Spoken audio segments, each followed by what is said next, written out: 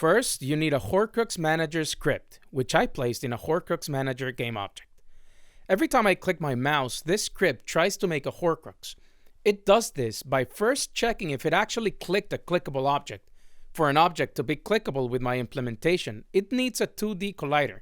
If it indeed clicked on an object, it checks to see if it has the horcruxable interface implemented. If it does, then it makes the object a horcrux. Let's take a look at the horcruxable interface. All it has is a Boolean property which describes whether it is currently a horcrux and a method called makeHorcrux. Our interface does not describe the behavior inside that method. That will be done wherever we implement it. For example, we have this thing which turns red when it becomes a horcrux. We have this dot which dances when it becomes a horcrux. And last but not least, we have this house which lets us know it's been horcruxed.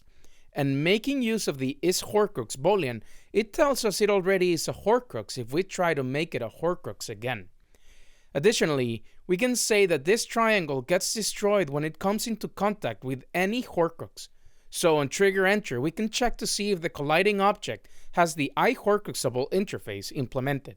If it does, and it currently is a horcrux, we destroy the triangle. Disclaimer alert, I don't fully know what I'm talking about.